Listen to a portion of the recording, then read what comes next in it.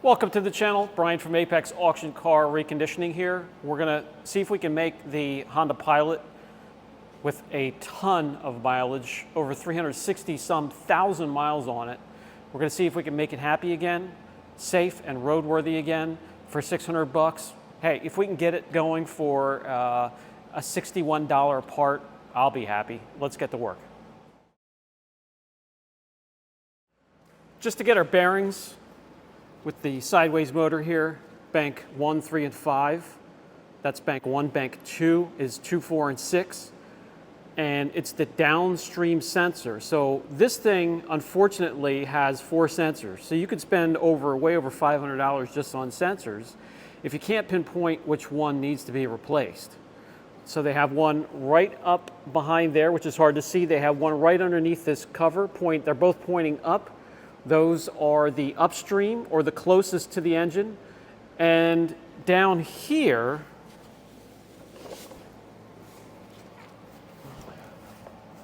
I sprayed them already because they get a bit rusty, are the downstream. This is bank 2. All the way tucked in back in there is bank 1. Thankfully, everything points towards bank 2 here being the one that needs to be replaced. So I'm going to spray it again. We're going to give it a couple minutes to work its way in there. I use the Schaefer's Penetrol, and then we'll see if we can break it loose. All you should need, once again, the Schaefer's Penetrol 90, a great way to penetrate rust and help break things free. Ratchet with a 7/8 O2 sensor tool.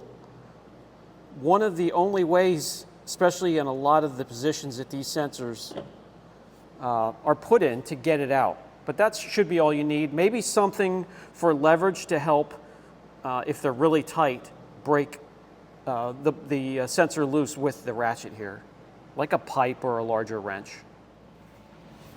All right, so there she is. Slide you forward so it's not blurry. Right there she is.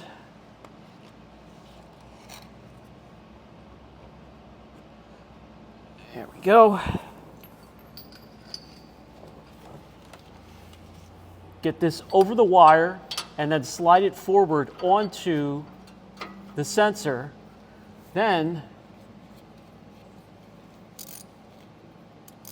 you can get your ratchet on there and snap it into the tool, and it's going to be going from front to back counterclockwise, so you're going to have to push back towards the back of the car.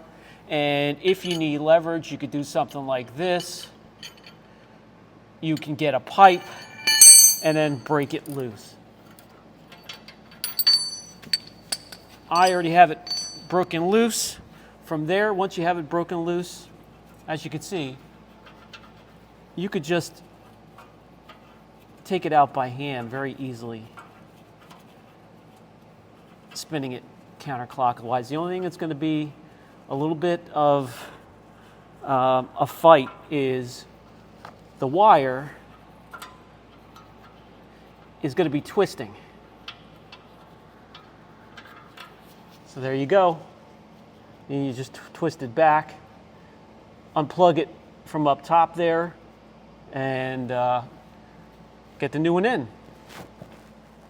Just to show you the Bosch compared to the, I don't even know what, I mean, this might be stock, some sort of a Volkswagen or Audi or Porsche stock sensor, but they are a little bit different. Threads are the same 7/8 size. Let's get the new one in. All right, when we put the other one up there, I want to kind of counter twist the wire. Let me see. It's going to be going like that, so we want to counter twist it like this. That way when we get it up in there and get it started,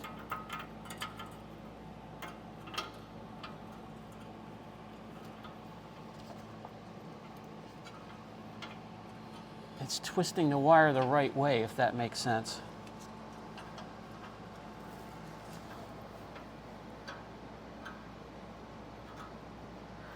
Go as far as I can by hand.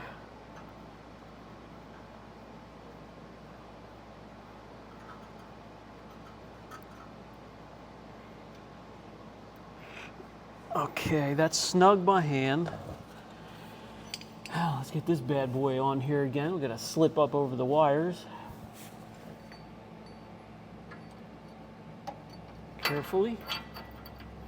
And then get the ratchet up on there and make sure we're going the right way.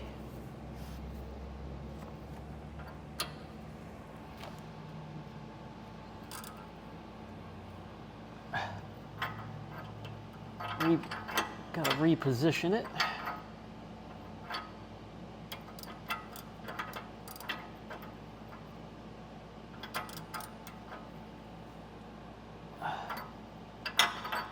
Okay.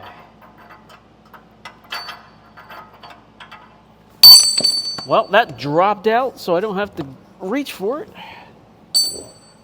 Now we just want to make sure that the wire is secure once again, staying away from hot things that it shouldn't be, and then we'll climb up top and fire it up and see what's going on. All right, let's hop up in here, fire it up. We're gonna have to run it a little bit and then run the scanner, the code scanner once again.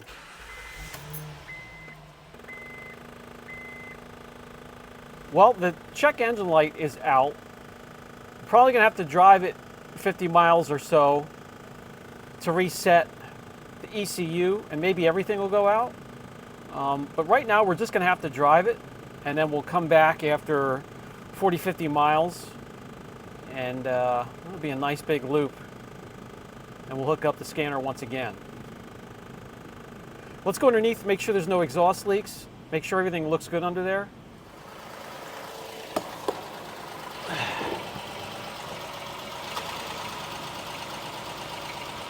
Looks good, sounds good, no leaks.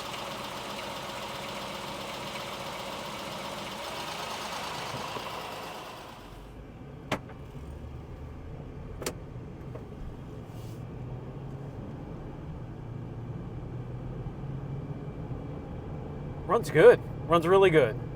We're off and running. We're gonna put some miles on her and let the new sensor communicate with the control unit, and we'll see how it goes. So far, so good. I went on the highway, went on the country roads, mountain stop and go traffic. No engine light so far. The wrench light is still on. Again, that may take 50 or so plus miles to reset, and everything's communicating properly. I'm hopeful. Runs great. Air conditioning, ice cold. Feels good. When you go into brake, a little bit of a pull to the right, very slight. I will rebalance the tires between 65 and 70. There's a little bit of a wobble, goes away above and below. If that doesn't take care of it, four-wheel alignment, no big deal. If that's all it is, I don't know, 300. What is an 09 Honda Pilot worth with 360 some, approaching 500,000 miles? I'm gonna guess I could probably get $2,500 for it. Paid $650, put a little bit into it. At the very least, do a couple videos on it, make money that way, flip it, make $1,000. I'd be happy with that. I also, if it doesn't work out, donate it one way or another to help somebody out. Cars for Kids, so many different charitable organizations that will take cars. So I wouldn't have a problem with that. So far, so good. Let's get back to the shop, hook it up to the scanner, and see what we have. See if it's picking anything up so far. All right, we have the key on. Let's bring in the Zurich ZR15S. Fire it up. Again, it's cool. It gives you a light so you can locate your port and get it plugged in.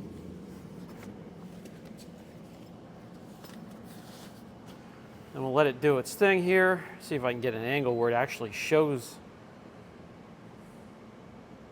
Skip. Yeah, I know I didn't. All right, no powertrain DTCs or data stored in the computer. So we just need to drive it, guys. We need to drive it 50 plus miles. Sometimes it takes longer. Sometimes it takes 100 miles, sometimes even more. There was one vehicle I was waiting to get PA state inspection. I drove it 225 miles until everything had communicated with each other. The battery must have been dead for a year, so it lost communication, no stored data at all for anything. I don't think I'm gonna have to go that far with this, but yeah, I'm happy about that. Okay guys, I'll let you know what happens as I put the miles on it. It should take care of it. If not, then catalytic converter. And there's a way, since they are very, very expensive, to bathe them, chemical bathe them, and it opens them up a little bit. And if it comes to that, maybe I'll put that work into it. But now I think you know why I enjoy shopping the red light lines of the auto auctions. The ones you get for under $1,000. It's kind of a crapshoot. Sometimes it's something easy and quick to fix, like this might be here. Or it's something more complicated and involved and a hell of a lot more expensive. But it's a lot of fun. I'm going to keep picking up these cars from that particular red light line, and we're going to have a ball. We're not even close to being finished with this. We're going to be doing a lot of testing, wet sanding on the paint, different detailing tools and products, and removing scratches, and working on paint chips, restoring wheels, cleaning interiors, polishing glass, polishing plastic, and so much more. Stay tuned to the channel. For those of you that are new, if you want to join the Apex family, hit that subscribe button and the notification bell. If you want to stay linked up with your channel, interact with it, thumbs up or thumbs down or a comment of some kind. That way the algorithm will let you know when we have new content available. This has been Brian from Apex Auction Car Reconditioning. I'll catch you in the next video.